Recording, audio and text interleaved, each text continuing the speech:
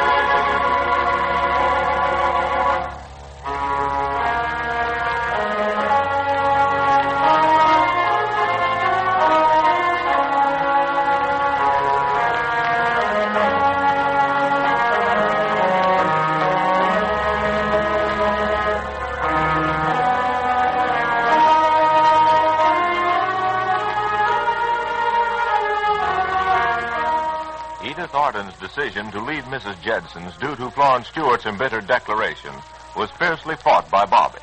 In fact, it was all Uncle Jimmy and Mrs. Jedson could do to prevent him from going over to his mother's and having it out with her once and for all. But Uncle Jimmy counseled, "Now, lad, there's no sense in adding insult to injury, so just keep your shirt on." But, Uncle Jimmy, someone must make Mom come to her senses. I think she needs a real jolt. Amen to that. Well, that may be true, but the trouble is when Florence gets a jolt, the reverberation of it hits us, too. Well, I know this, that if Edith Arden goes, I'm going, too. And let people think what they want. Now, Bobby, you wouldn't do anything like that. Not just for what it'd do to you, but folks would certainly talk a lot about Edith if you both left at once. Now's the time to be extremely careful, Bobby. Well, I guess I'll go down to work. I gave J.D. notice, too, so in another 10 days, I'll be free to go where I want and do what I want to do. Bye. Tell Edith I'll see her tonight. Bye, Bobby. I'm that mad. I tell you, Uncle Jimmy, if I wasn't old enough to have better sense, I wouldn't have any at all. And I'd just sell this house and pack up and get out of this neighborhood. Nothing wrong with the neighborhood. Well, there is something wrong with one of my neighbors. Of course, I might build me a nice, big, high spike fence. Oh, morning, Rosalind, dear. Ain't you up pretty early? Yes, but I want to meet Father Stewart in town. He asked me to not drop our plans for the stock and bond business. Oh, hello, Uncle Jimmy. Good morning, my dear. You know, I think Arnold's right. Now, let's just go on planning just as though nothing had happened.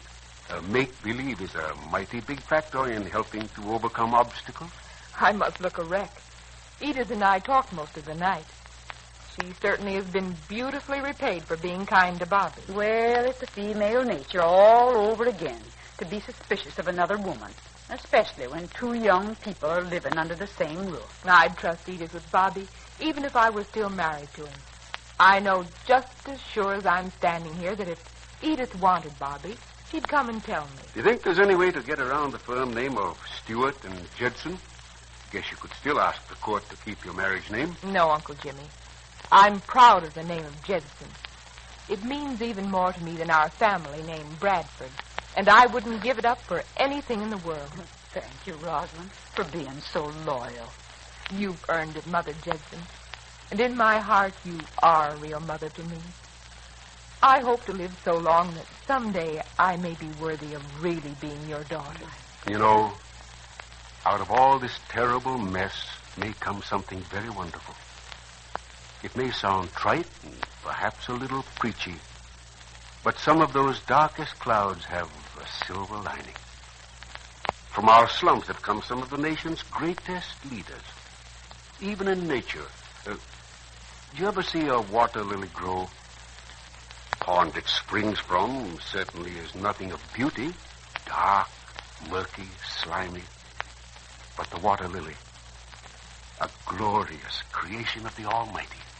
You do sustain us with your wonderful philosophy, Uncle Jimmy. I wish we could put a little of that under the foundation of Florence Stewart. Maybe a real light might come shining through. Well, it's mighty hard to teach an old dog new tricks. And human nature is pretty cussed sometimes. And habit is habit. Yes, Uncle Jimmy. I think we're all victims of habit. Habit and environment. I remember reading somewhere that you don't kick habits out of the window and expect them to be gone, but you can conquer them by coaxing them downstairs step by step and one at a time. Uncle Jimmy, come quick. Johnny's gone. My stars. Gone? Where, Dora? We don't know. Daddy went to call him to get for school, and his bed wasn't slept in, What's so that? please come quick. Oh, Mom's fainted, and Daddy's trying to make her come to it, and I'm just scared to death. Well. Maybe he was kidnapped. Rosalind, Uncle Jimmy, I think I'm going to faint, Here now, too. steady. Move that chair over here, Uncle Jimmy. Here. There, sit down, dear. Let the water run good and cold, and the spirits of ammonia are on the kitchen shelf. Poor little Johnny. Oh, the poor child.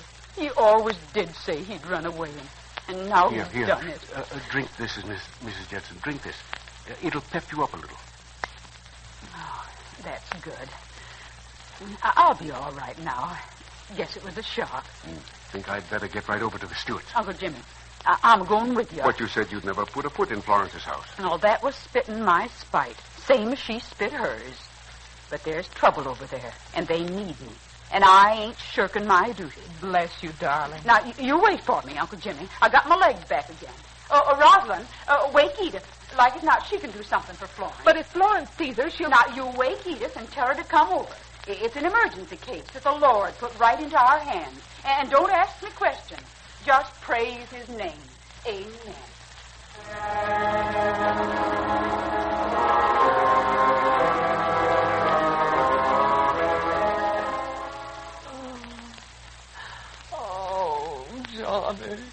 Johnny. Please, Mother Stewart. Johnny's all right. Oh, I know he's been kidnapped. I've begged and begged Arnold to call the police. No. We mustn't call the police.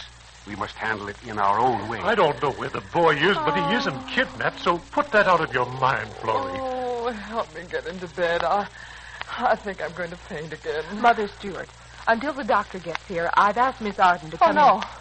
No, I won't have that girl in my house. Just forget. Never mind about thanking me.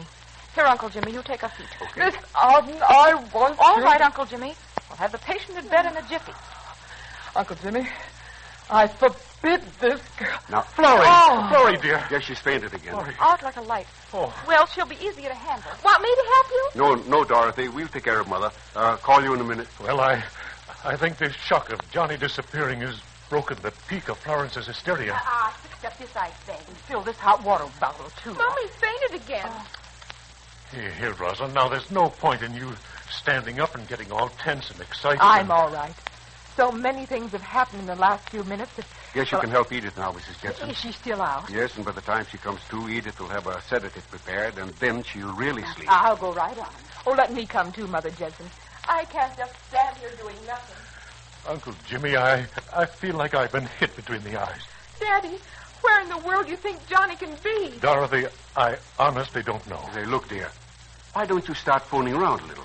You All know, the right. Prentices, Sure. Spike's home, and Spud's. Yes. Yes, and Larson's. Oh, you know, any port looks good in a storm to a boy who's been made miserable at home. All right, Uncle Jimmy. I'll do that right away, and I'll give you a report every 10 minutes. Uncle Jimmy, I don't blame that boy of ours for running away from home. Well, he threatened to just last week. That was the second time. Must have looked pretty hopeless to the little tyke. Oh, I expect he'll be back at dinner time unless he fell in with some strangers or... Oh, nothing. Or what, Uncle Jimmy? Nothing at all. Just a foolish thought on my But part. you don't think, good heavens, no. Florrie might have been right. Johnny might have been kidnapped. Uncle Just Jimmy... sort of flashed through my mind for a moment, but... Oh, let's not think Well, about it mightn't be a bad idea to call the police. Sometimes delay is fatal. No, you know. let's not get the police mixed up in this yet. Johnny had his reasons for running away. Now, he's a pretty level-headed little fellow. Guess he thought the Stewart family had just gone about far enough. Mother especially, and he was out to teach us a lesson. Well, if that's so, that Johnny of ours has certainly gone the limit in how a lesson is to be taught. Dad! Uncle Jimmy! I just heard that Johnny was kidnapped. What's that? Well, it wasn't that exactly, but that he ran away from home. Of course, he may be kidnapped after Now, all. son, keep calm. Who gave you the news? Edith phoned me at the office. I jumped in the car and dashed home. What can I do to help? Well, that's something none of us know. Your mother's had some fainting spells, and Rosalind and Mrs. Judson and Edith are in the bedroom with her now, and Dorothy's phoning friends and neighbors and seeing if Johnny spent the night with any of them. Dad, did you say that Edith and Mrs. Judson are in the bedroom with Mother? That's right, son. But Mom said... Mrs. Judson told me. Edith vowed she'd never... Oh, I give up. Well, Bobby, that last shock took all the starch out of your mother.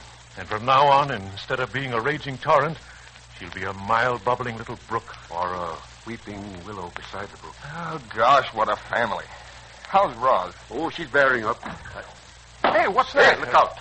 Don't touch it. Maybe a bomb. Stand back, everybody. Dad, I'll bet it was the kidnappers. That must be a ransom note. In a bomb? Well, we'll soon know. Oh, isn't a bomb. Just a rock. Oh, good. Look here. There's a note tied on the rock with a piece of butcher cord. Dad, I think you should call the police. This doesn't look good to me. Now, just let's see what's in this note.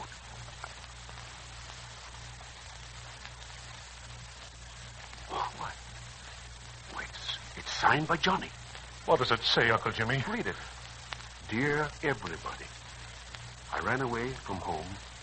I'm not coming back until Mom and Mrs. Judson and Edith and Bobby are all good friends.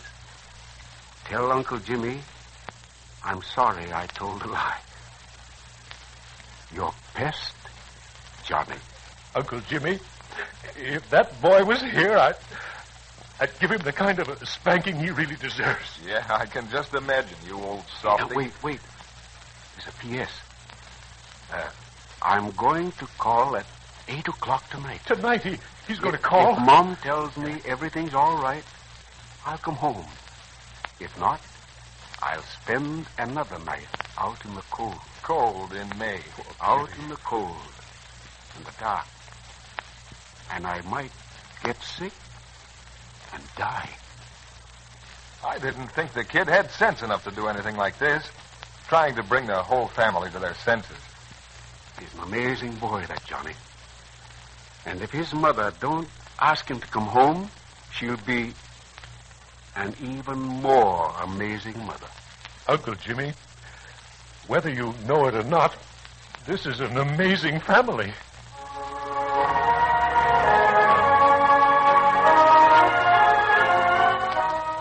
What will happen when Johnny calls at 8? And what effect will all this have upon the affairs of the steward?